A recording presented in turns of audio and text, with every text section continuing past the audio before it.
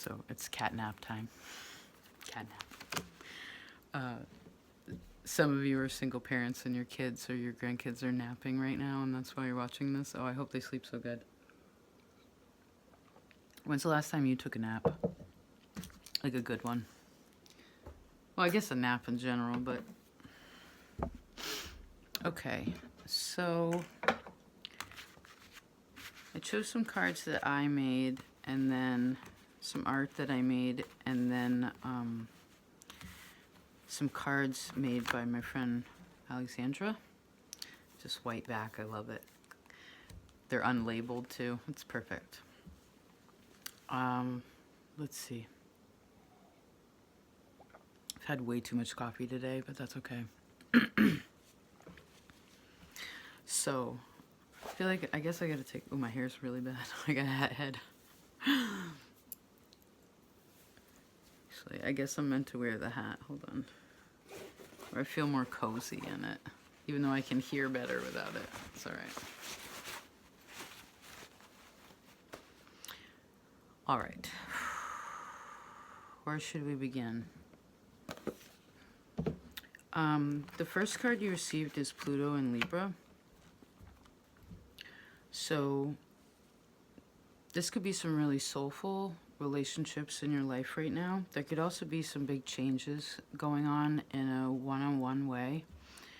Although Pluto with Libra kind of seems like a little bit bigger, where it sort of affects more people, or I'm kind of seeing like everybody. It might just be like everybody within your circle.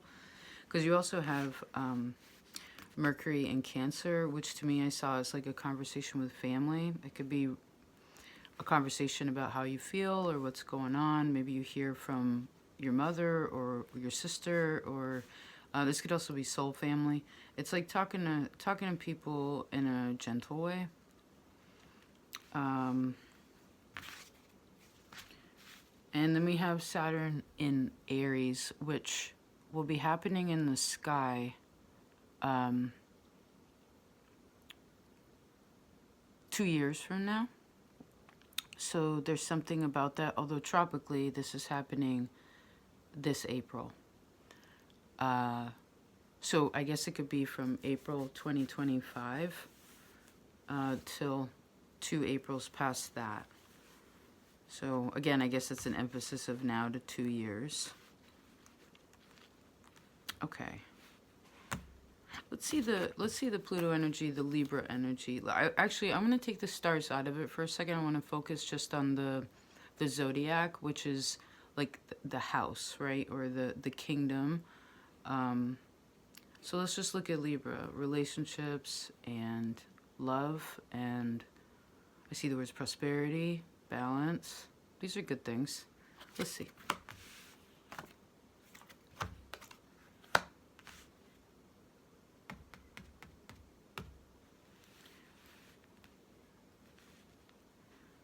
Okay, so I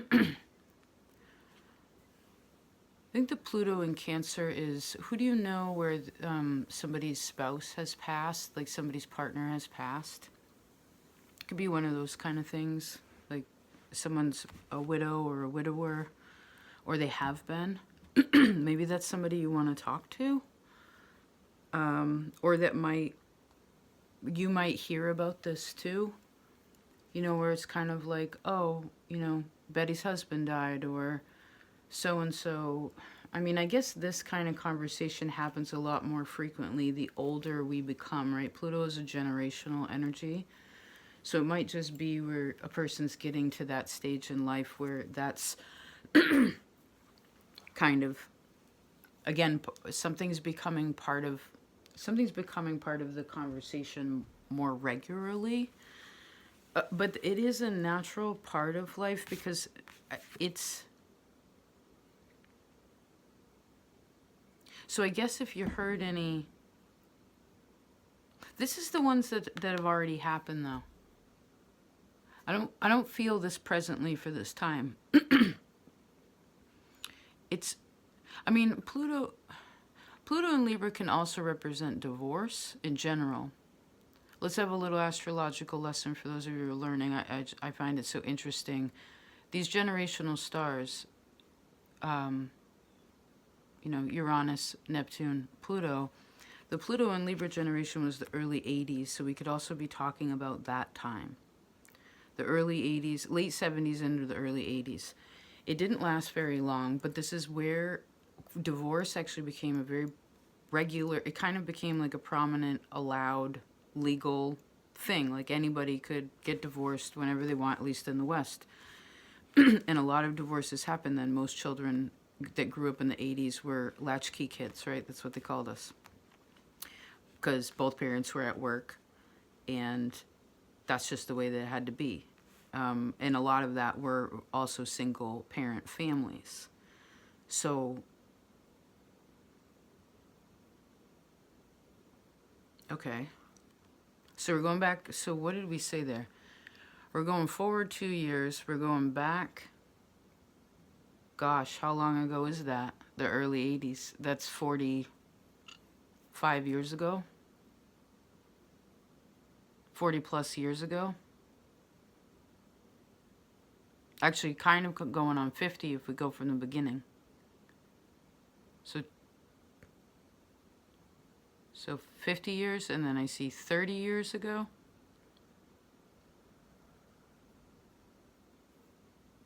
And I'm seeing the number 15 years ago. Maybe you want to pause. I'm getting a little tight in my chest. This isn't to be like, oh my God, so much time has passed. Where did the time go? It's more of what happened in those times that were a really beautiful thing. Right? 6 of Cups.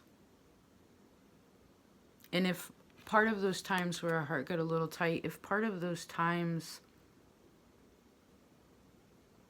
now I'm seeing 5 years ago, 2 years ago. Okay. These little timelines may be things, and even if it's a place where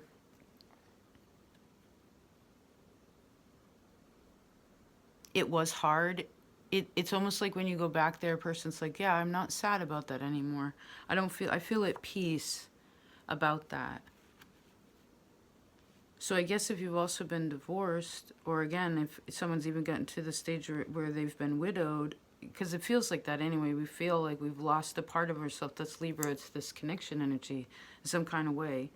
Closeness, really, really deep closeness in a one-on-one way. I feel like someone's coming to be at peace about something in relation to the past, in relation to, because it's letting go. Right, Pluto is the soul, and Libra is balance. So the soul is balancing because the heart isn't sad anymore. Queen of Wands. Good. Great. You want a little more light? Is that better? Is that too much? I heard, oh no, that's just right. Good, right? This is too hot. I'm acting too hot about that. I'm too worked up about that. It's too cold. No, I'm too distant from that. I'm too disassociated from this. I want to connect. I want to find more of this middle ground about it. Come into this confident. Okay? There's a really wise person here. Particularly, I do see a female that's significant. This could be somebody's wife. It could be somebody's boss. It could be somebody's family. I don't know. I don't know why we're smiling so much, but I like that. This is also, oh yeah, Mercury and Cancer and Pluto and Libra are both to me showing like a soul family. Soul family. Notebook. Let me write this down. I always forget what we say when we're saying it, when it's being said. Just can't remember everything. Aquarius. Oh, happy birthday. I hope you had a good birthday. Thank you for being patient with me, with taking some space. I just needed to rest. Spend some time with my family, spend some time with myself. Felt good, and I feel better now. Grateful. Soul family. So it's soul balancing. I feel like balancing is the center word, and then family. So the soul, can you see the way we wrote it down? It's like the soul, and then balancing is this is what's happening, and then family's on the other side of the seesaw. So maybe some of you are also balancing. Ooh, interesting. I guess we'll have another astrological lesson. That's cool. It's math, and I'm really bad at math, so it's cool that I know a little bit about something in relation to a thing that I'm not very naturally good at. I had to practice. Hold on.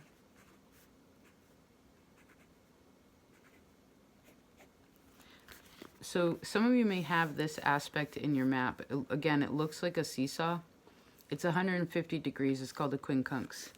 There's actually many names of it, but I like that one because it has 2 Q's in it. Like, what's another word with 2 Q's? I don't know. Whoever invented that. I mean, quin is obviously 5. Speaking Latin here. Interesting. Oh, don't they say that? Like, oh, you're speaking Latin. Like, someone doesn't understand? This could also be like, doesn't medical terms use a lot of that, right? Like phalange. So maybe someone's just good at Latin, or they're learning it, or again, they're understanding. What are we talking about? We're talking about it's a root language. We're talking about the root of something, which again is family roots. Okay. I feel like this is a bridge. All right, so here's soul. Let's see family. Queen of Swords. Oh, I'm always happy when she shows up. We have the Well. And the Temperance card. Oh, can you see?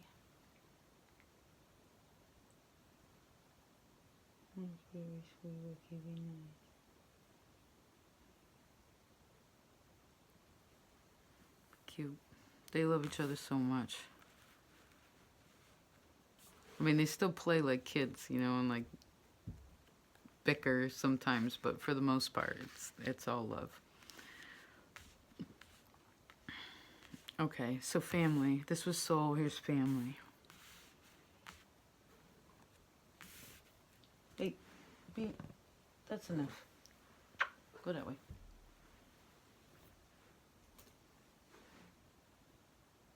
Good job, Snugglebutt. Soft is valuable. She has a rabbit fur. It's so soft. No. Don't be a punk. Boy cats are the worst. They're so hard to train. It's because you can't train them. You can't tell a man what to do. But I heard you can try to ask nicely. That's for some of you. I mean, it's a two-way street. Don't get me wrong. All right, so again. Mercury in Cancer, which again is like a conversation. Here's the Moon, which is Cancerian. This seems like Mercury. What's that one about? Oh, I heard someone say, I figured it out.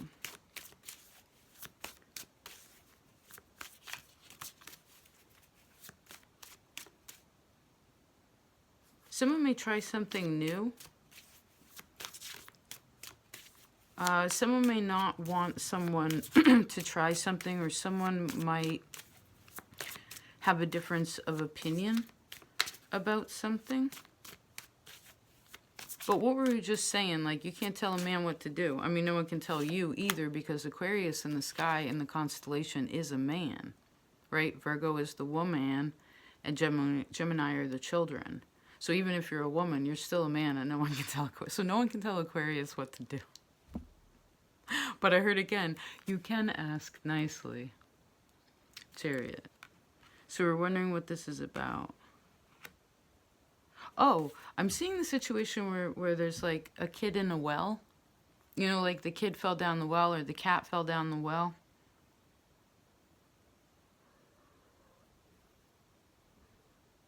But they just go, oh, wait a second. Oh, someone used to cry wolf.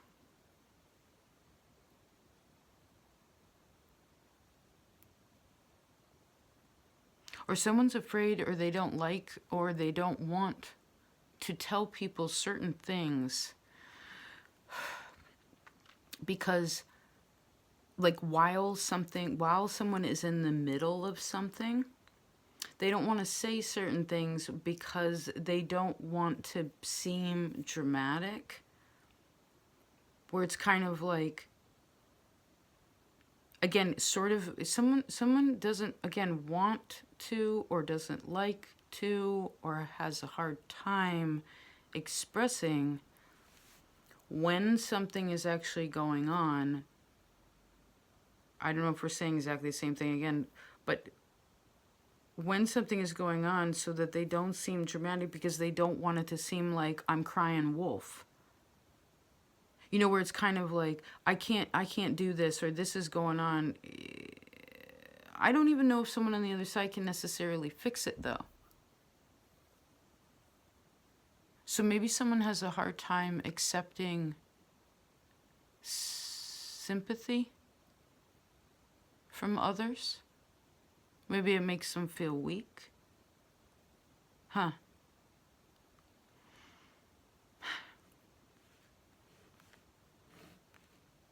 I see Libra can't, I guess this is you too, but so you, Libra, we already talked about Libra, Cancer, and now I see Scorpio, Sagittarius.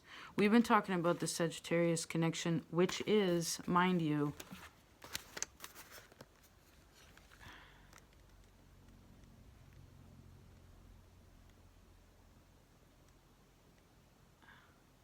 hold on, which is mind, I don't know what that message was.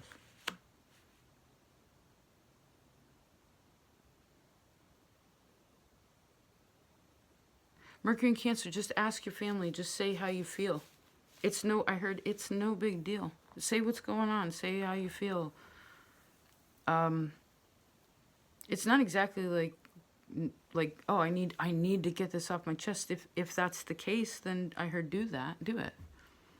But it could just be like, hey, I need a hand. Like, I can't reach this, or like, you know, I'm seeing someone on top of a ladder. Instead of climbing all the way back down the ladder to go way over here to get this, they can just holler out like, hey, you got a minute?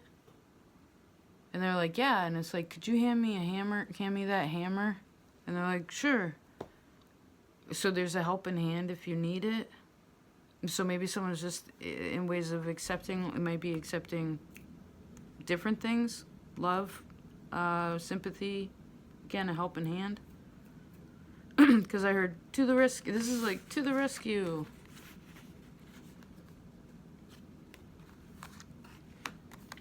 I mean, I heard we know who's being real or not.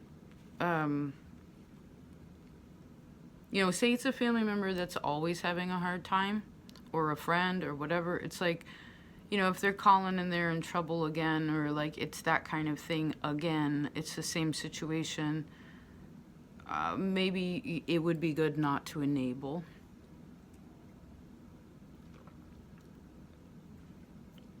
Like, they may have to figure it out for themselves. And I see that they will. This has something to do with their own faith and ability, right? Because sometimes if it's that crying wolf thing where we don't really need help, but we're saying that we do, even though I don't see this as you, but it's like, if that's the case, when you do it for them, we're talking about enabling, but like when you do it for them, unfortunately, it takes away that other person's empowerment. I mean, we're not saying never and always no help for you, no soup for you. Some of you got that reference. It's not that extreme, but it's kind of like, I heard, I'm here for you, but I heard, no, I can't do that.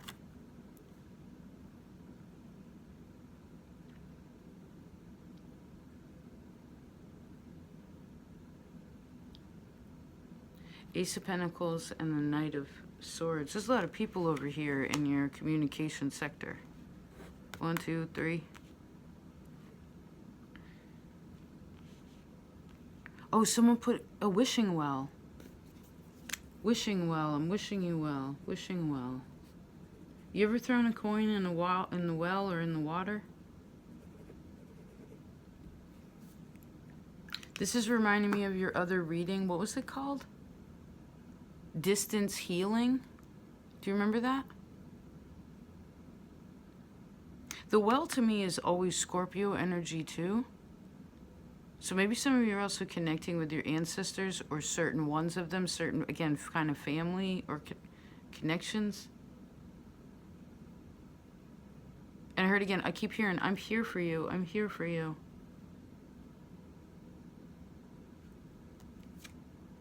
There's another person, Queen of Cups. They're all looking at somebody. The High Priestess, going the same direction. And then we have 4, 5, 6, 7, 8, 9 of Cups.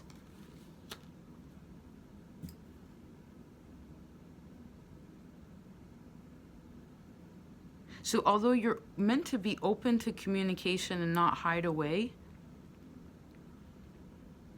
like conversation and obviously people, because Mercury is communication. It's like, here you go, let's talk about this, let's figure this out, let's shoot the shit. You know, it doesn't gotta be heaviness.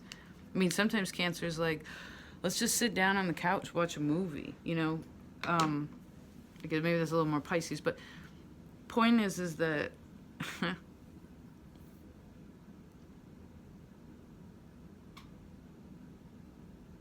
well, I guess this is also showing that it's showing me different paths, but they're parallel. There's different paths, but it's parallel.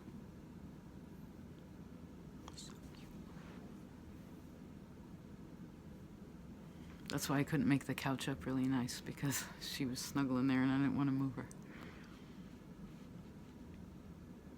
If you're a parent, maybe you want to imagine your children when they were little babies. Like when they're little ones. I don't know if it's like exactly infant, it could be toddler, but like however you picture them. This could also be like, I'm seeing like somebody go in and like peek at their grandkids, or like peeking on their children, you know, watching them, kind of watching them sleep. I'm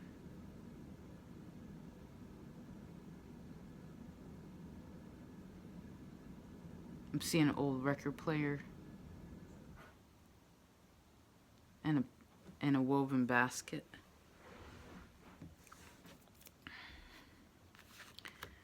Okay. Yeah, people want to talk to you, Aquarius. Didn't we say that last month too? For your birthday? People want to talk to you.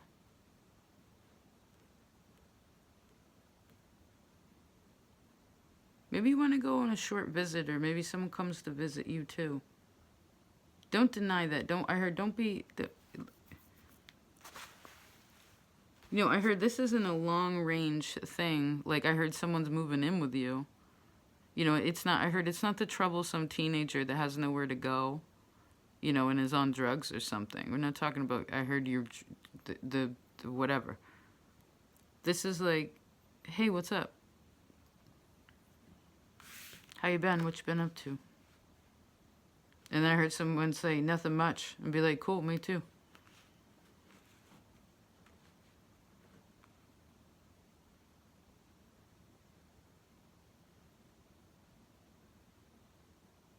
Okay. Let's look at this Saturn and Aries. Again, this is a 2-year time. It's now and then 2 years from now.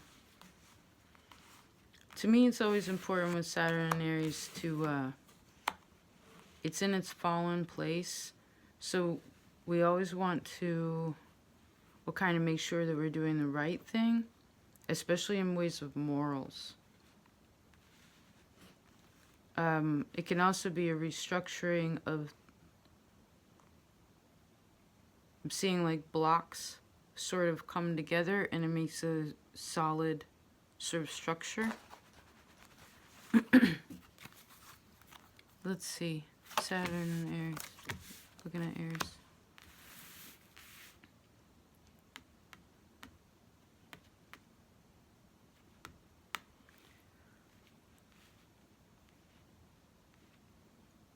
Okay, when it comes to Saturn, when it comes to this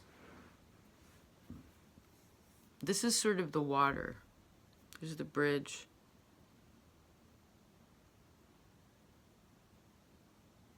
So when someone goes down their path, there's a blockage. And when you go along, there could be like people that give you false advice. And they may kind of, and you'll be able to tell whether it's false or not because it's not so, you'll be able to tell that it's false if, how do I explain this? If someone just says, well, it's only this way, you can only go this way, that's a lie. And they don't mention the options.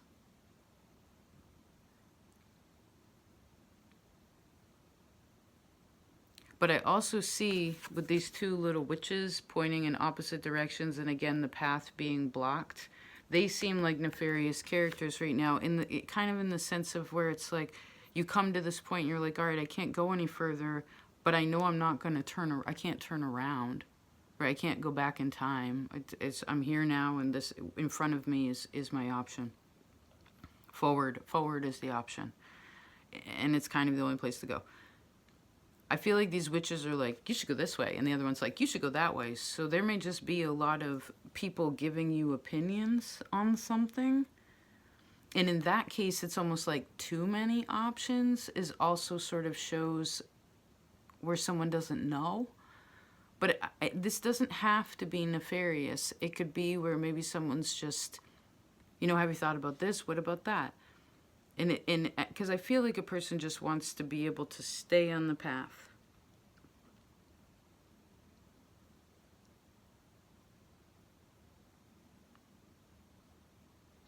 But they almost have to forge their own way.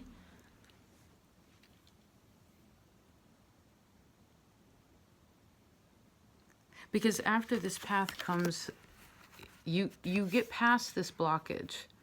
And then you see how she's here. There's no technical path that her feet are on. So maybe these figures can actually also be good people in your life. And it was just showing us an example to be wary of that which does not have your best interest at heart. You know, what is their motivation will help you. Why are they saying what they're saying, and what are they trying to achieve? My timer just reminder went off that it's time to pray. Feel free. I'm just going to stretch and say thanks for life.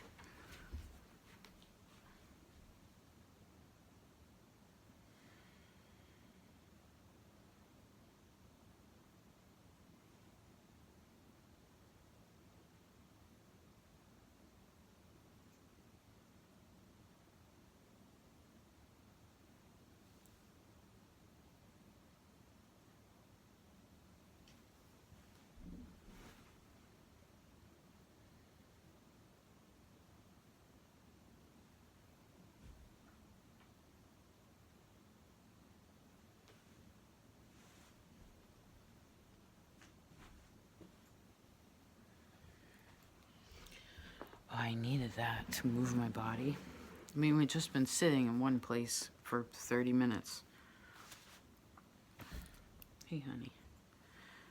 So yeah, it would just be being aware of, I feel like we mentioned this recently, right? Where it said, we did a reading where it said something about, you know, the opinions of others won't really matter much unless you choose your advisors well.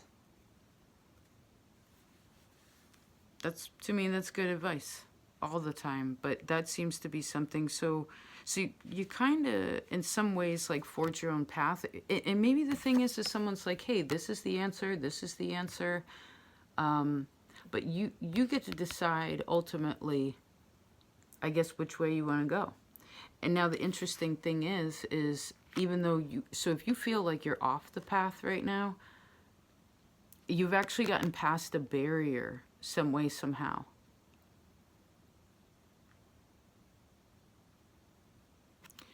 And what's interesting is you end up turning into this hermit, which is then, or you end up with a cloak.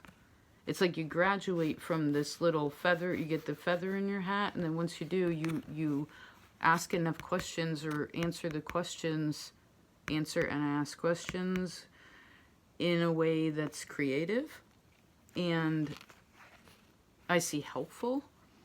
And then what happens is someone matures, and they receive their cloak or their, it's like new garb. It's like you advance to a level, and look, now it's on a path. And there is a homestead in the back here, which here all there was a desert and mountains. Right? Then you see here, okay, see the mountains in the background? Some way or another, again, past this, way closer to the mountains. Then, all of a sudden, made it right there. So you make it to the place that you were going, but not the way that you anticipated or expected. And I guess this is also over the next 2 years. So you may be walking a new path with this transit. I would definitely look at your Aries house, if you're aware of that.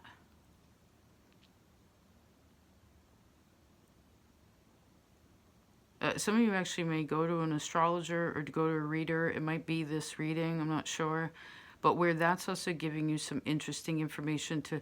It's clarifying things, but not so... I heard it's not so literal. It's more of like little confirmations about something versus it all being, I heard, told and told.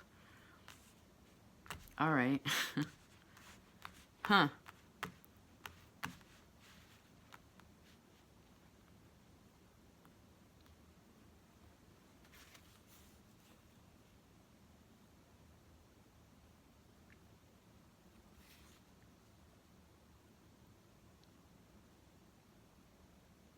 I'm seeing that Venus statue that doesn't have arms. Do you know what I'm talking about?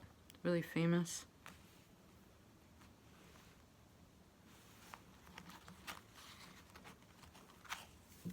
There's also been somebody that had breast cancer before. They might not be here anymore. I guess somebody could have had it like a health scare too. But I do sense that someone ends up feeling strong with this Queen of Wands. Somehow, some way, but mostly because someone's not afraid of something anymore.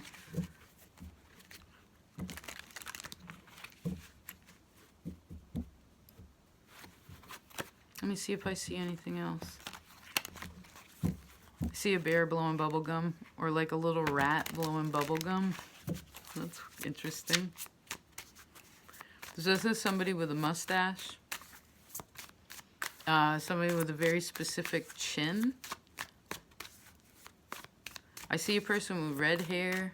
I see a person with like olive skin. Kind of like cocoa brown skin too. There's also someone with like really, that has like a pinkish complexion. That's also in the Pluto. This could have been, I don't know. I guess this is showing that there are different kinds of folks in your life, right? That look differently and they're all unique. I heard that's exciting. And then I keep seeing this where a person arms are open. It's like, come here, hi. Big hug. Big hug. And you can hug from afar too. Again, it's like long distance, right? A hug is so healing. It's long distance healing. 9 of Cups.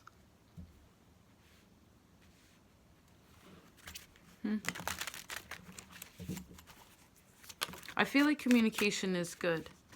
Even though Mercury in Cancer is peregrine, it's not at home. It doesn't sit in this average place, but it's always soft to me.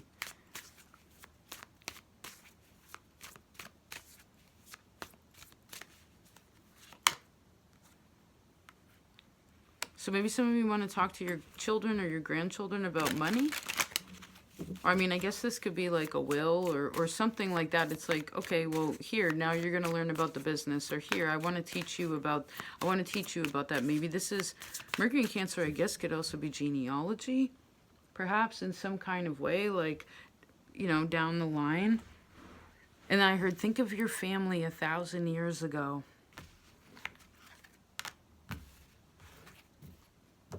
So this could be a really beautiful time to connect to ancestors, like if you, and yeah, specifically, if you connect with that, it's like they're open or they want to talk to you. This is also family again in this physical blood family, and then again the friends and soul family too. Swan. Nice. All right. I feel like I could just keep talking to you. I love talking to you, Aquarius.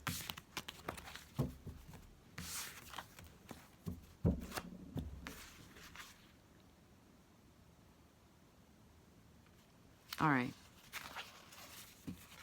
I do feel a little tuckered, so maybe that's enough for now, but I do love you, and I hope you have a beautiful Pisces season, or whenever you find this.